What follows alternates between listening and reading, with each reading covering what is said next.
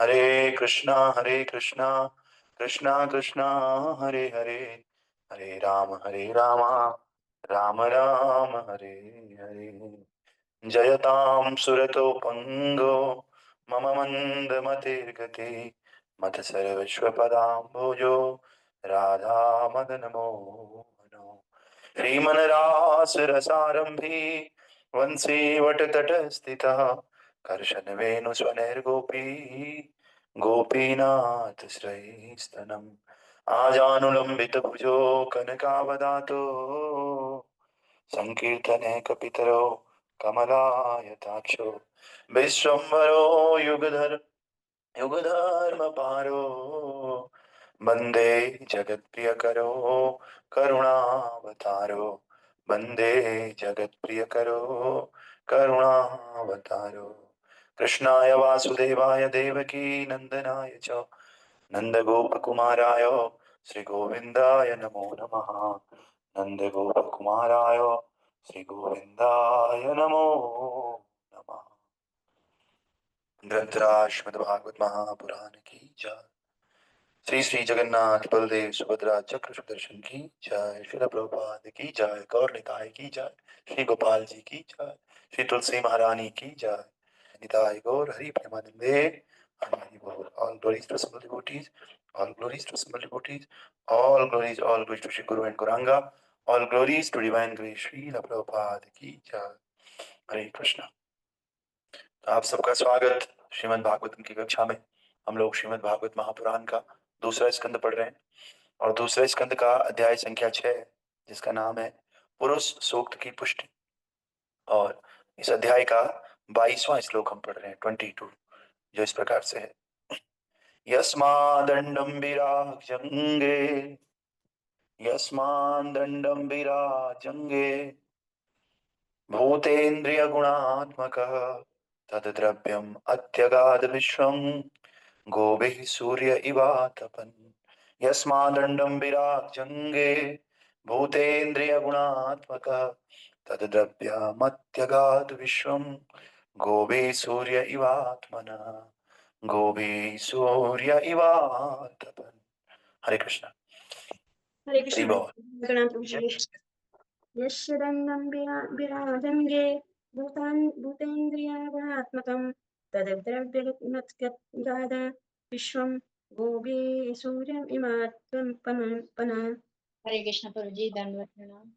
यस्मात् दंड विराजंगे भूतेन्द्रिय गुणात्मकः तद्द्रव्यमत्यगाद विश्वं गोभि सूर्य इवात्मनः। हरे कृष्ण। ओके, तो हम लोगों ने पढ़ा कल कि किस प्रकार भगवान सभी विद्या और अविद्या दोनों के ही परम स्वामी हैं। और आज हम लोग इस श्लोक के अर्थ में पढ़ेंगे कि श्री भगवान से सारे ब्रह्मांड तथा समस्त भौतिक तत्वों, गुणों एवं इंद्रियों से युक्त विराट रूप उत्पन्न होते हैं और फिर भी वे ऐसे भौतिक प्राकृतियों से उसी प्रकार पृथक रहते हैं जिस प्रकार सूर्य अपनी किरणों से तथा ताप से पृथक रहता है ना। तो बहुत भगवान ब्रह्मा जी भगवान के बारे में कह रहे हैं कि भगवान से सारे ब्रह्मांड समस्त भौतिक तत्वों, गुणों एवं युक्तियों, इंद्रियों से युक्त विराट रूप उत्पन्न होते हैं। भगवान का विराट रूप जो है ना, उसके बारे में चर्चा चल रही है। ये विराट रूप भी भगवान से ही उत्पन्न होता है, यानी कि ओरिजिनली दिस विराट रूप भगवान से उत्पन्न हुआ, लेकिन ओरिजिनली भगवान का जो रूप है वो वही रूप है, श्याम सुंदर रूप है ना। तो उसी रूप से विराट रूप भी उत्पन्न होता है। और विराट रूप में क्या क्या रहते हैं? सारे ब्रह्मांड रहते हैं, सारे भौतिक तत्व रहते हैं, सारे भौतिक गुण, आध्यात्मिक गुण, इंद्रियां रहती हैं और ये विराट रूप उत्पन्न होता है।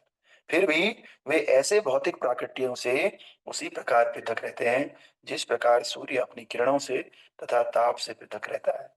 तो फिर भी भगवान से ही उत्पन्न होता है, लेकिन भगवान फिर भी उससे पृथक रहते हैं। जैसे सूर्य की किरणें सूर्य से ही आ रही, तो किरणें हमारे घर तक पहुंचती हैं, सूर्य देव थोड़ी पहुंच रहे हैं। तो इसको अचिंत्य भेदाभेद कहते हैं। किरणें सूर्य से निकलने के कारण सूर्य की हैं, लेकिन सूर्य नहीं है ना। इसी प्रकार सारा भौतिक संसार, भौतिक प्रकृति, जगत सब भगवान से क्रिएटेड है, लेकिन भगवान से अलग भी है ना। तो आइए तात्पर्य भाई अर्चनीय बंदनीय प्रातः स्मरणीय जगत गुरु शिल प्रभुपाद जी द्वारा शिल प्रभुपाद की जय। तो प्रभुपाद बताते हैं तात्पर्य में, पिछले श्लोक में परम सत्य को पुरुष या पुरुषोत्तम कहा गया है। परम पुरुष तो अपनी विभिन्न शक्तियों के कारण ईश्वर या परम नियंता होते हैं।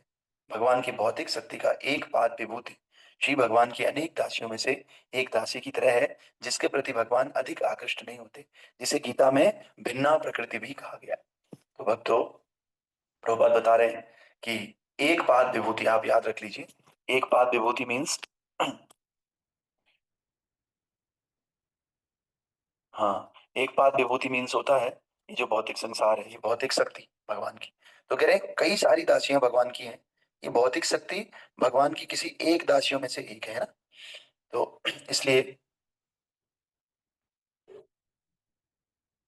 इसलिए कह रहे हैं कि लेकिन भगवान इस दासी के प्रति ज्यादा आकृष्ट नहीं होती, क्योंकि ये भगवान की भिन्ना प्रकृति है, गीता में कहा गया है। किंतु जो त्रिपाद विभूति है, यानी कि जो आध्यात्मिक क्षेत्र है, भगवान की शक्ति का आध्यात्मिक प्राकट्य होने के कारण एक प्रकार से उन्हें अधिक आकृष्ट करने वाला है। तो ये भौतिक संसार ठाकुर जी को कम आकर्षित करता है, आध्यात्मिक संसार उन्हीं की शक्ति है, वो उनको ज्यादा आकर्षित करता है ना। अतएव भगवान भौतिक शक्ति को गर्भस्थ करके भौतिक प्राकट्यों को उत्पन्न करते हैं, है ना। और फिर इस प्राकट्य में वे अपने आप को विश्व रूप में विस्तारित करते हैं। अर्जुन को दिखाया गया विश्व रूप भगवान का मूल रूप नहीं है। जैसे मैं आपको अभी कह रहा था थोड़ी देर पहले कि भगवान का मूल रूप ये विराट रूप नहीं है जो अर्जुन ने देखा, है ना। तो भगवान का मूल रूप तो पुरुषोत्तम या साक्षात भगवान श्री कृष्ण का दिव्य स्वरूप है। यहाँ पर बड़े सुंदर ढंग से बताया गया कि भगवान अपने आप को सूर्य के समान विस्तारित करते हैं। सूर्य अपने असहाय ताप तथा किरणों द्वारा अपना विस्तार करता है, फिर भी सूर्य ऐसी किरणों एवं ताप से हमेशा अलग रहता है। निर्विशेषवादी भगवान की किरणों पर तो विचार करते हैं, लेकिन उसे भगवान के यथार्थ दिव्य सनातन रूप के विषय में कोई जानकारी नहीं होती, जो श्री कृष्ण के नाम से जाना जाता है। तो जो निर्विशेषवादी होते हैं उन्हें लगता है कि सूर्य नाम की कोई वस्तु है ही नहीं, सूर्य की जो किरणें हैं ये किरणें ही सब कुछ है। इसी प्रकार से भगवान की different different kind of energies, शक्ति है भगवान की, लोग इन शक्तियों को ही भगवान समझ बैठते हैं। उन्हें नहीं पता ये शक्तियां जहां से निकल रही हैं वो साक्षात सोर्स भगवान श्री कृष्ण है, उनका नाम कृष्ण है ना। और उनका एक एक स्वरूप है, उनका एक रूप है ना, एक गुण है, माधुर्य है, सब कुछ उनके पास है। तो अतएव अपने परम साकार रूप में दो भुजाओं एवं बांसुरी से युक्त श्री कृष्ण निर्विशेषवादियों को भ्रमित करने वाले हैं, क्योंकि वे केवल भगवान के विराट स्वरूप को देखने के ही आदी होते हैं। तो ये भगवान जो है हमारे मुरलीधर श्री कृष्ण क्या करते हैं, अपने को विराट रूप के रूप में रूपांतरित करते हैं कि चलो भाई तुम लोग आकर्षित तो हो नहीं रहे हो मेरे से, शायद राधा श्याम सुंदर वाले रूप से, तो मैं तुम्हारे लिए विराट रूप रखता हूँ, क्योंकि तुम जब बड़ी चीज को देखोगे तो तब तुम आकर्षित हो जाओगे, है ना। तो निर्विशेषवादियों के लिए भगवान क्या करते हैं, ये विराट रूप धारण करते हैं। और उन्हें ज्ञान होना चाहिए कि सूर्य की किरणें सूर्य के लिए गौण है, उसी प्रकार भगवान का निर्विशेष विराट रूप भी साकार पुरुषोत्तम व्यक्तिगत रूप से गौण है। अब सूर्य ग्रह ज्यादा इंपॉर्टेंट होगा या किरणें इंपॉर्टेंट होंगी? ऑब्वियसली सूर्य ग्रह इंपॉर्टेंट है, ग्रह नहीं है तो किरणें कहाँ से आएंगी, है ना। तो इसी प्रकार से भगवान और उनकी दिव्य शक्तियां, उसमें भगवान ज्यादा इंपॉर्टेंट है ना। भगवान का स्वरूप, मूल स्वरूप ज्यादा इंपॉर्टेंट है। भगवान से निकलने वाला प्रकाश भगवान के कारण है, इसीलिए वो प्रकाश गौण है और भगवान इंपॉर्टेंट है, भगवान मुख्य है। तो ब्रह्म संहिता द्वारा इस कथन की पुष्टि इस प्रकार से होती है। ब्रह्म संहिता में कह रहे हैं ब्रह्मा जी, आनंद चिन्मय रस प्रतिभाविता भी ताभिर्य एव निज रूपतया कला भी गोलोक एव निवसन्ति अखिलात्म भूतो गोविंदमादि पुरुषम तम अहम भजामि। गोलोक एव निवसन्ति अखिलात्म भूतो गोविंदमादि पुरुषम तम अहम भजामि। तो प्रभु कह रहे हैं, ब्रह्मा जी कह रहे हैं प्रभु के बारे में, पूर्ण पुरुषोत्तम भगवान गोविंद जो अपनी व्यक्तिगत शारीरिक किरणों द्वारा प्रत्येक व्यक्ति की इंद्रियों को सजीव बनाते हैं, है ना। तो भगवान की शरीर से व्यक्तिगत किरणें निकलती हैं और उन किरणों से हर व्यक्ति की इंद्रियां सजीव बनती हैं। जब तक भगवत कृपा नहीं है, भगवान का शक्ति हमारी इंद्रियों को टच नहीं करता है, तब तक हमारी इंद्रियों में जान नहीं होती है। ये इंद्रियों में जान, इंद्रियों का जो शक्ति है, ये कृष्ण के कारण है। अपने दिव्य धाम गोलोक में निवास करते हैं तो भी वे अपनी अलादनी शक्ति के समान प्रसन्न आध्यात्मिक किरणों के प्रसार से अपनी सृष्टि के कोने कोने में उपस्थित रहते हैं। कह रहे हैं भगवान अपने यहाँ रहते हैं धाम में, गोलोक एव निवसन्ति अखिलात्म भूता, हमेशा अपने धाम में ही ठाकुर जी रहते हैं, लेकिन फिर भी वे अपनी शक्तियों के माध्यम से हर कोने कोने में उपस्थित रहते हैं। आध्यात्मिक जगत के कोने में भी उपस्थित रहते हैं, संसार में भी उपस्थित रहते हैं। अतएव वे अपनी अचिंत्य शक्ति द्वारा एक साथ साकार भी हैं और निराकार भी हैं। प्रभुपाद बता रहे हैं, भगवान साकार भी हैं और निराकार भी हैं एक ही साथ। ऐसे कैसे हो सकता है? हमारे लिए पॉसिबल नहीं है, बद्ध जीव के लिए। कोई बोले कि हाँ भाई मेरी हाइट 10 इंच, मेरी हाइट जो है इतनी इतनी है, और थोड़ी देर में बोले हो कि नहीं नहीं मैं तो हूं ही नहीं, मेरी हाइट ही नहीं है। एक में कह रहा है हाइट का मेजरमेंट इतना है, दूसरा कह रहा है हाइट है ही नहीं, और वो एक साथ ही हो रहा है। या तो चलो कुछ समय की बात हो, किसी कारणवश हाइट कम हो गई हो, या उसने कुछ जहर खा लिया, सारा शरीर खत्म हो गया हो, तो बात क्या कर सकते हैं। लेकिन एक ही समय पे ऐसे कैसे हो सकता है कि हाइट है भी और हाइट नहीं भी? ऐसा कृष्ण के केस में हो सकता है, क्योंकि कृष्ण क्या है? अचिंत्य है, इनकंसीवेबल है।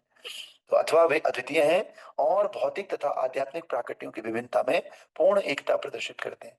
तो ठाकुर जी निर्विशेषवादियों को, निराकारवादियों को भी निराश नहीं करते, उनके लिए भी कुछ ना कुछ व्यवस्था करते हैं अपनी किरणों के माध्यम से, अपनी ज्योति ब्रह्म ज्योति के माध्यम से, है ना। और आगे कह रहे हैं, यद्यपि वे हर वस्तु से पृथक हैं, फिर भी कोई वस्तु उनसे पृथक नहीं है। हर वो लिप्त होते ही नहीं है किसी भी वस्तु में, लेकिन कोई वस्तु उनके बिना चलती भी नहीं। तो ये कंट्रोवर्शियल है, लेकिन यही अचिंत्य भेदाभेद फिलोसॉफी है, और ये केवल भगवान ही कर सकते हैं, दूसरा कोई व्यक्ति नहीं कर सकता। कि संसार में रह करके भी उसे जो है इस संसार से अलग रहे, पृथक रहे। जैसे हमने उदाहरण दिया था मच्छी बाजार का, मच्छी बाजार में जाए और आपको मच्छी की बदबू ही ना आए, ऐसा हो नहीं सकता, है ना। तो भगवान ऐसे हैं केवल भगवान ऐसा कर सकते हैं, कहीं भी रहे वहां रह करके वहां के कार्यकलापों से पृथक रह सकते हैं ठाकुर जी, है ना। तो इस प्रकार से हमको समझना है इस बात को।